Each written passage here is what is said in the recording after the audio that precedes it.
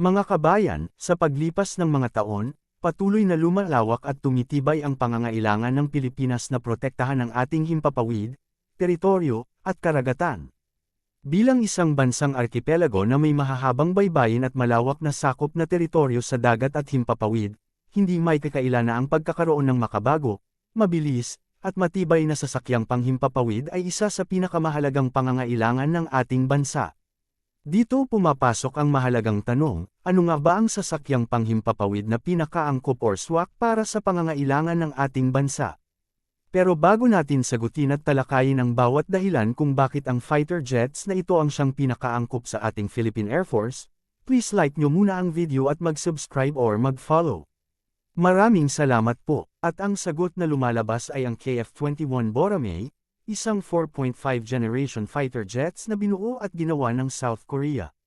Marami ang nagtatanong, bakit nga ba sinasabing swak na swak ang KF-21 Boramae sa Philippine Air Force? Ang mga dahilan kung bakit swak talaga ang KF-21 Boramae para sa pangangailangan ng Pilipinas, una ay ang kakayahan at antas ng teknolohiyang taglay nito, kung saan ito ay isang multi-role fighter aircraft. Ibig sabihin kaya nitong gampanan ng iba't ibang uri ng misyon at gawain sa himpapawid, mula sa pagbabantay at pagpapatrolya, pagharap sa ibang eroplano ng kalaban, pag-atake sa mga target sa lupa at dagat, hanggang sa pagbibigay ng proteksyon at suporta sa ating mga hukbo. Bagamat hindi ito ganap na kabilang sa tinatawag na 5th generation fighters tulad ng F-22 o F-35, ang KF-21 ay may mga katangian at teknolohiya na halos kapantay na rin nila. At kagandahan pa nito, ito ay mas mura at madaling i-maintenance.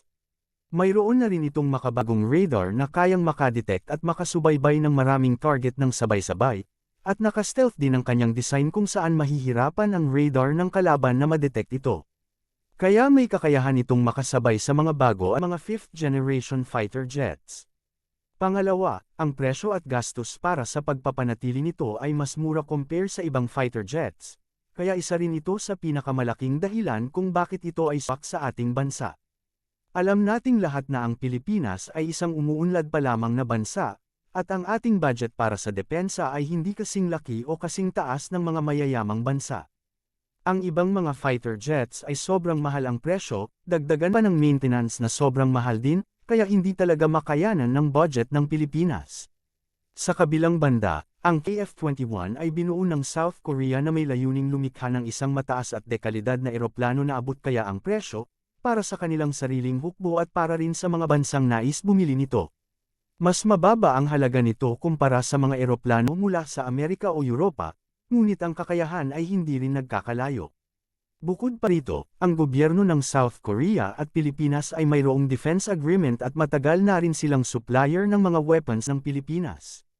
Nakita natin ito nung ibinigay nila sa atin ang mga sasakyang pandigma tulad ng mga barkong Jose Rizal class, at ibinahagi nila ang kanilang kaalaman at tulong upang matutunan nating gamitin at pangalagaan ang mga ito.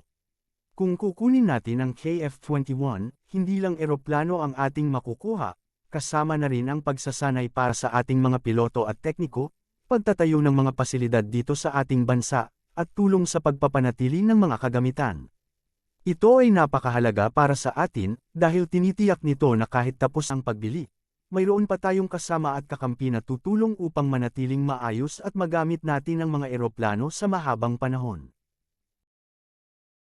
Pangatlo, ang kakayahan ng KF-21 na magdala ng iba't ibang uri ng missile at kagamitan ay tumutugma ng wasto sa mga hamon na kinakaharap natin ngayon. Sa kasalukuyan, ang isa sa pinakamalaking hamon ay ang pagpapanatili ng ating soberanya at karapatan sa ating mga karagatan, kasama na ang West Philippine Sea.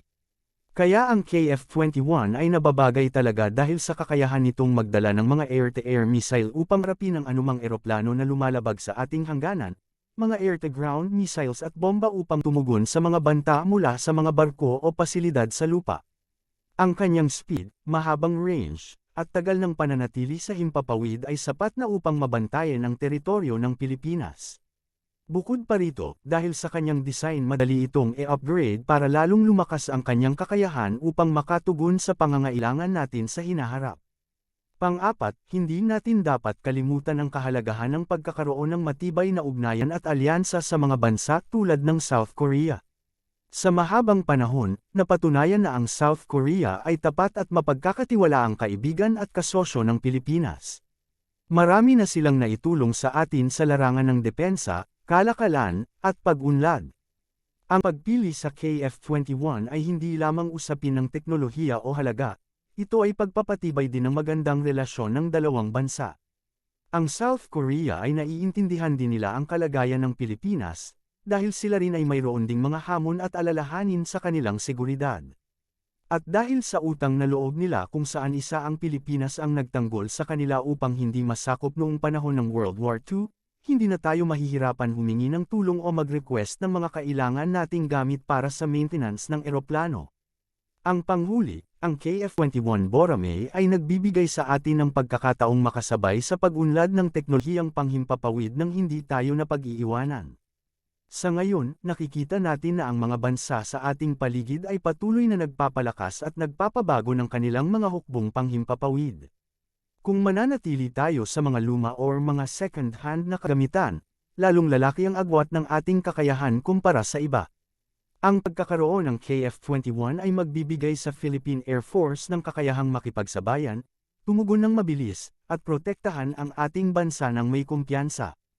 Ito ay magsisilbing pundasyon ng ating modernisasyon, isang hakbang pasulong bilang paghahanda sa mga hamong darating sa hinaharap. Kaya kung titingnan, talagang nakakalamang ang KF-21. Sa teknolohiya at kakayahan hindi rin ito magpapahuli, sa presyo at gastos kaya ng budget ng Pilipinas, at higit sa lahat mas mabilis ang delivery. Kaya sa ngayon malinaw na ito talaga ang swak na fighter jets para sa Pilipinas. Hindi ito dahil lam sa maganda o makabago ang itsura nito, kundi dahil ito ang eroplanong pinakaangkop sa maliit nating budget. Kung magkaroon tayo ng sapat na budget, pwede din naman tayo mag-explore ng ibang mga fighter jets in the future. Kaya sana magkaroon na tayo ng sapat na budget para hindi na tayo palaging nasa alanganin ang pagbili natin ng mga weapons, kaya abangan na lang natin. Yun lang mga kabayan, maraming salamat sa time ninyo.